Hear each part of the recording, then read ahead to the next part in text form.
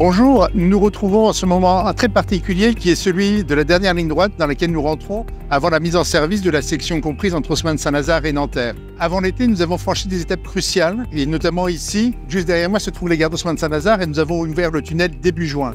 Ces différentes étapes nous ont permis, le 5 juillet, de mettre en service technique la nouvelle infrastructure, ce qui nous a permis ensuite de démarrer des tests et des essais avec des trains qui ont circulé dans cette infrastructure nouvelle. Ces différents trains nous ont permis de valider l'ensemble des composants, la voie, la caténaire, l'alimentation électrique, la signalisation, les télécommunications. Ce qui nous a permis ensuite de démarrer une nouvelle série de tests avec une rame de type commercial, une rame francilien qui roule aujourd'hui sur le RER E, et ce qui nous a permis de valider la ligne pour une vitesse de circulation maximale de 120 km/h, qui sera la vitesse de circulation sur les parties les plus rapides du nouveau tunnel.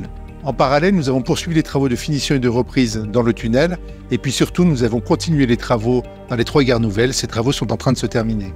Je profite de cette occasion pour remercier toutes les équipes qui se sont mobilisées dans la durée sur cet ouvrage particulièrement complexe en zone hyperdense et qui nous ont permis de franchir cet été toutes ces étapes avec succès. C'est ce qui nous permettra d'être au rendez-vous de 2024.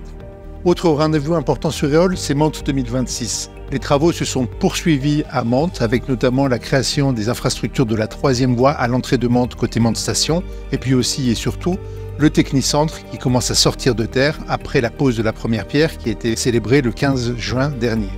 Pour conclure, je voulais remercier à nouveau tous ceux qui se sont mobilisés tout au long de l'été pour réussir ces travaux et franchir l'ensemble de ces étapes significatives.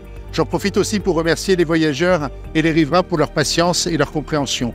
Et puis enfin, je vous donne rendez-vous à la fin de l'année pour marquer l'achèvement de cette nouvelle infrastructure.